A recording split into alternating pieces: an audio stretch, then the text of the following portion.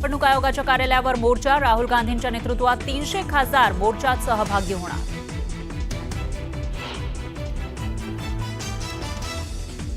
EVM machine hack करण्याचं 4 वेळा challenge. विरोधक फक्त आरोप करतात, निवडणूक आयोगाला सामोरं जायला तयार नाहीत. मुख्यमंत्र्यांचा विरोधकांवर निशाणा.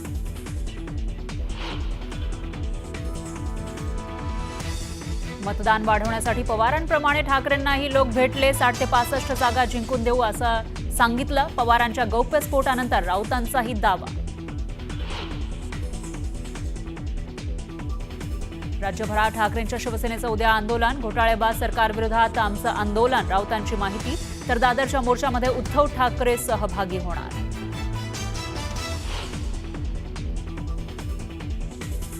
उपराष्ट्रपती पदाचा राजीनामा दिल्यानंतर जगदीप धनखड कुठे आहेत, त्यांच्या प्रकृतीची काय स्थिती आहे, संजय राऊतांचा सवाल.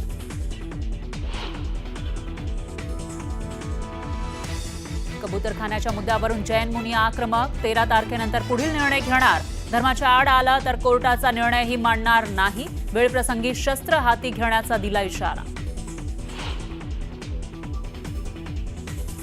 15 ऑगस्टला चिकन मटन शॉप बंद ठेवण्याचा केडीएमसीचा निर्णय. वादाच्या भोवऱ्या. स्वातंत्र्यदिनी लोकांचं स्वातंत्र्य हिरावून घेताय का, जितेंद्र आव्हाडांचा सवाल.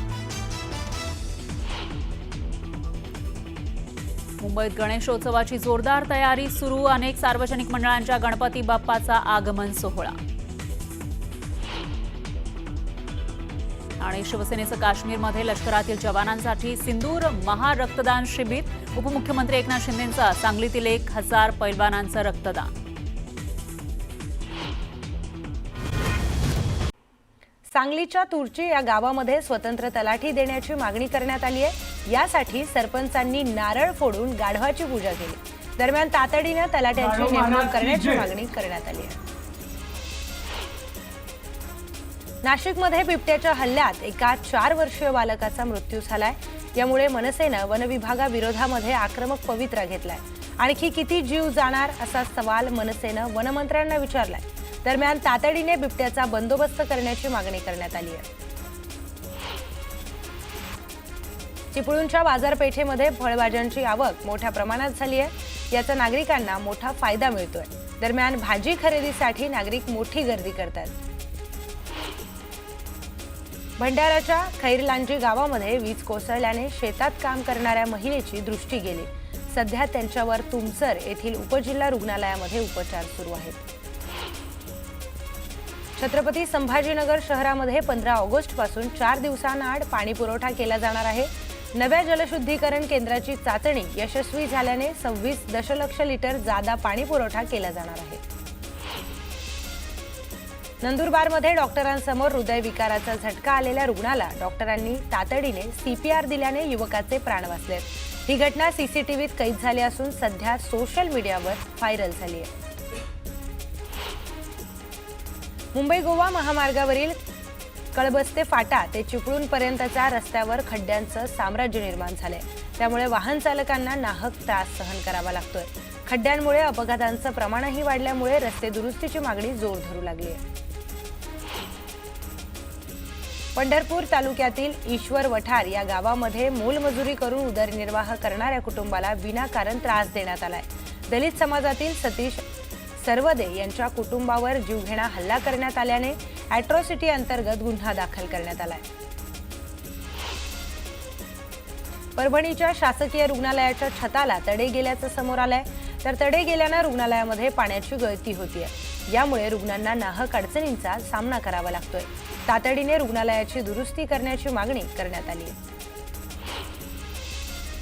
नागपूर ते पुणे वंदे भारत एक्सप्रेसला बडनेरा स्टेशनवर थांबा देण्यात आलाय. यावेळी वंदे भारत एक्सप्रेसचं जल्लोषात स्वागत करण्यात आलं. दरम्यान खासदारांनी हिरवी झेंडी दाखवून एक्सप्रेस रवाना केली. अकोला शहरातील सहकार नगर मार्गावर चालत्या दुचाकीमध्ये साप घुसल्याने एकच खळबळ उडाली. दुचाकीवरील चालकाने साप गाडीमध्ये घुसताच गाडी सोडून पळ काढला. तर सापाला पकडण्यासाठी सर्पमित्राला देखील कसरत करावी लागली. सोलापूर जिल्ह्यामध्ये साखर कारखान्यातील कामगारांसाठी क्रिकेट लीगचं आयोजन करण्यात आलंय. कामगारांना तणावपूर्ण होण्यासाठी या स्पर्धेचं आयोजन करण्यात आलंय. आगामी काळामध्ये महाराष्ट्र शुगर क्रिकेट लीगचे स्वरूप राज्यव्यापी असणार आहे। नाशिकच्या दिंडोरीमध्ये बिबट्याच्या हल्ल्यामध्ये 65 वर्षीय महिलेचा मृत्यू झालाय। तर बिबट्याच्या हल्ल्याने स्थानिकांनी आक्रमक होत वन विभागाच्या कार्यालयासमोर आंदोलन करण्याचा प्रयत्न केला। यावेळी बिबट्यांचा बंदोबस्त करण्याची मागणी स्थानिकांकडून करण्यात आली। सिंधुदुर्गच्या कुडाळ तालुक्यातील नेरूर पारमध्ये डोंगर खचल्याने घराला धोका निर्माण झालाय। विलास हडकर यांच्या घरापर्यंत डोंगरातील माती आली आहे। दुसऱ्या ठिकाणी घर बांधण्यास आर्थिक मदत करावी अशी मागणी हडकर कुटुंबाने केली आहे। गोंदिया जिल्ह्यातील सौंदड गावातील ग्रामपंचायतीत गंभीर आरोप प्रत्यारोपाचे वाद चिघळले आहेत।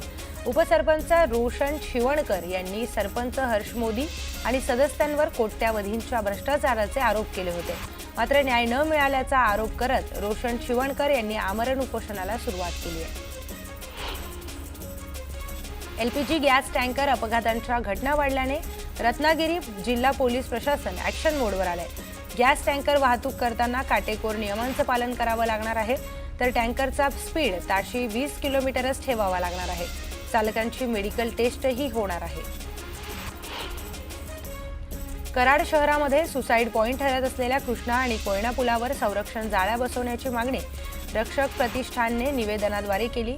या ठिकाणचे राष्ट्रीय महामार्ग विभागाचे कार्यकारी अभियंता यांनी मनोज माळी यांच्यासह भेट देऊन पाहणी केली। नगर परिषदेच्या मागणीसाठी देहू रोड बंदला नागरिकांनी संमिश्र प्रतिसाद दिलाय। 60% व्यापाऱ्यांनी दुकानं बंद करून पाठिंबा दर्शवला। बुलढाण्याच्या मेहकर शहरामध्ये श्रावण महिन्यात महादेवासोबतच गाय आणि नंदींना पूजण्याची एक अनोखी परंपरा आहे। यावेळी गायींची विधिवत पूजा करण्यात आली। दरम्यान रॅलीही काढण्यात आली। जॉर्जियातील बाटुमी येथे झालेल्या आंतरराष्ट्रीय खुल्या वुशू स्पर्धेमध्ये रयत शिक्षण संस्थेच्या डॉक्टर पतंगराव कदम महाविद्यालयातील विद्यार्थिनी श्रावणी सचिन घोरपडे हिने सुवर्ण पदक पटकावले। याच महाविद्यालयाची विद्यार्थिनी मयुरी शरद वाईंगडे हिनेही रौप्य पदाची कमाई करत महाराष्ट्राच्या शिरपेचात आणखी एक मानाचा तुरा रोवला। धुळ्याच्या साक्रीमध्ये आदिवासी संस्कृतीचा लोकोत्सव साजरा करण्यात आला। यावेळी पारंपरिक वेशभूषा करून आदिवासी बांधवांनी संस्कृतीचं दर्शन घडवलंय। मदार मंजुळा गावितांनीही या उत्सवात सहभागी होऊन आनंद घेतला। येत्या मंगळवारी जालना नांदेड समृद्धी महामार्गामुळे बाधित झालेल्या शेतकऱ्यांना भरपाई देण्यासंदर्भात कॅबिनेटची शेवटची बैठक पार पडणार असल्याची माहिती शिवसेना आमदार अर्जुन खोतकर यांनी दिली आहे। शेतकऱ्यांना 5 पट भरपाई देण्याची मागणी यावेळी केली जाणार आहे। सतीश भोसले उर्फ खोक्याला वन्यजीव अधिनियमनुसार दाखल केलेल्या एका गुन्ह्यामध्ये जामीन मिळालाय। शिरूर कासारच्या दिवाणी व फौजदारी न्यायालयाने हा जामीन दिलाय। खोक्या भोसले सध्या बीडच्या मध्यवर्ती कारागृहामध्ये आहे। तर त्याच्यावर एकूण 3 गुन्हे दाखल आहेत। अमेरिकेचे राष्ट्राध्यक्ष डोनाल्ड ट्रम्प यांनी हिंदुस्थानवर 50% टॅरिफ बॉम्ब फोडलाय। तर या टॅरिफचा थेट परिणाम आयफोनच्या नव्या सिरीजवर होणार आहे। त्यामुळे 1 ते 1.5 लाखात मिळणारा आयफोन आता महाग मिळू शकतो। तर 50% टॅरिफमुळे आयफोन 17च्या सिरीजमधील फोनची किंमत $50 ते $150 पर्यंत वाढू शकते असा अंदाज वर्तवला जातोय। प्रवाशांची वाढती गर्दी लक्षात घेऊन कोकण रेल्वेनं 17 आणि 18 ऑगस्ट रोजी 2 विशेष साप्ताहिक ट्रेन चालवण्याचा निर्णय घेतला आहे। यामुळे प्रवाशांना दिलासा मिळाला। शरद पवारांची मंडल यात्रा नसून ती बंडल यात्रा आहे। शरद पवारांच्या मंडल यात्रेवरून ओबीसी नेते नवनाथ वाघमारेंनी टीका केली आहे। तर आंतरवालीच्या बेवड्याला पेटवण्याचं काम पवारांनी केल्याचा आरोपही त्यांनी केला। सांगलीच्या इस्लामपूरमध्ये अण्णाभाऊ साठेंचा पुतळा उभारण्याची घोषणा जयंत पाटलांनी केली। तर 40 वर्षात का सुचलं नाही असं म्हणत महेश कुमार कांबळेंनी जयंत पाटलांवर टीका केली आहे। जनतेने दिलेल्या कौलचा अपमान करणं बंद करा। निवडणूक आयोगाने 4 वेळा ओपन चॅलेंज दिले। आरोप करतात मात्र निवडणूक आयोगाला सामोरं जायला तयार नाहीत अशी टीका मुख्यमंत्री फडणवीसांनी केली। ईव्हीएम हॅक होऊ शकत नाही असं फडणवीस म्हणाले।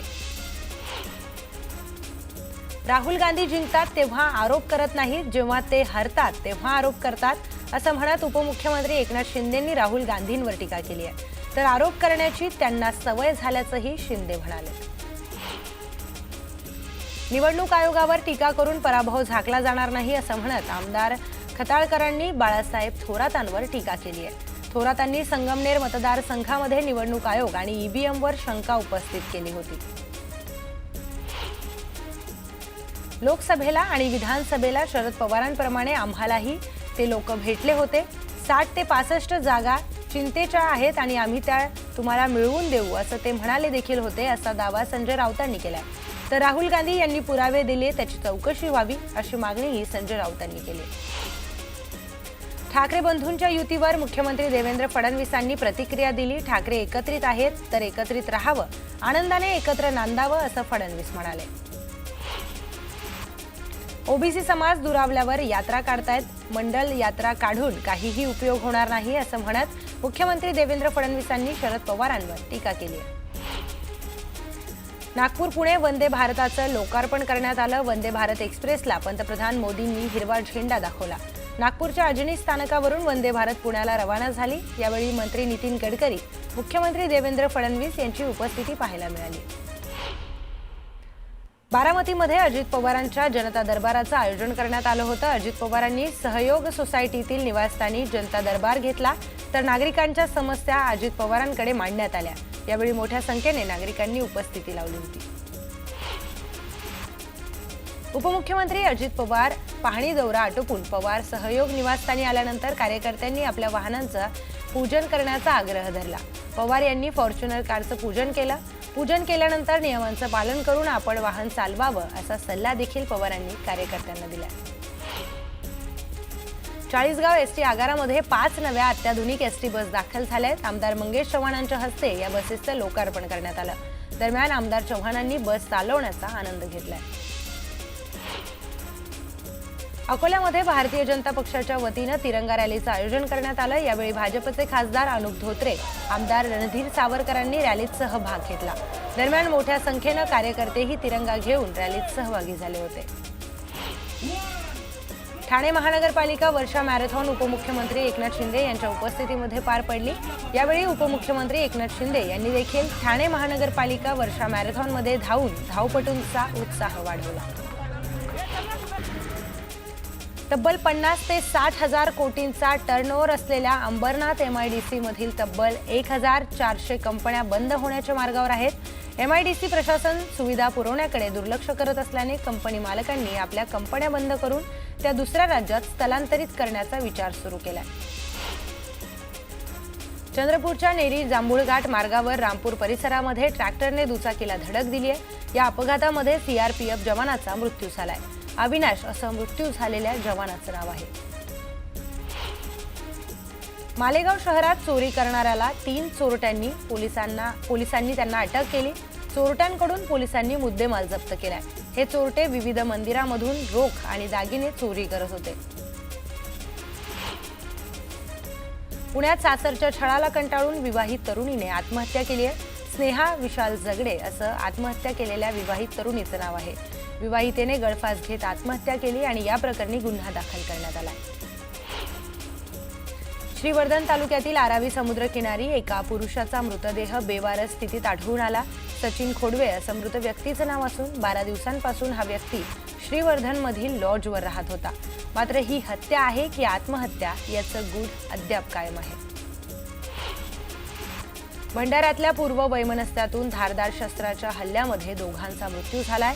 या प्रकरणामध्ये पोलिसांनी 4 जणांना अटक केली आहे. यामध्ये भंडाऱ्यातील 2 आणि नागपुरातील 2 आरोपींचा समावेश आहे. ठाणे बेलापूर रोडवर रिक्षाच्या टपावर बसून धोकादायक स्टंट करत सोशल मीडियासाठी रील बनवण्याचा प्रकार उघडकीस आलाय. विशेष म्हणजे ज्या रिक्षावर बसून रील शूट करण्यात आली ती रिक्षा चालकाविना चालू असल्याचं पाहायला मिळालं. या प्रकरणी दोघांविरोधात मोटार वाहन कायद्याअंतर्गत गुन्हा दाखल करण्यात आलाय. जळगावच्या अमळनेरमध्ये गोगादेव छडी मिरवणुकीमध्ये 2 गटाच्या छड्या एकमेकांसमोर आल्यानं जोरदार हाणामारी झाली आहे. यावेळी करण्यात आलेल्या चाकू हल्ल्यामध्ये 3 जण जखमी झालेत. पोलिसांच्या मध्यस्थीनं वाद आटोक्यात आलाय. दरम्यान हल्लेखोरांविरोधात गुन्हा दाखल करण्यात आलाय.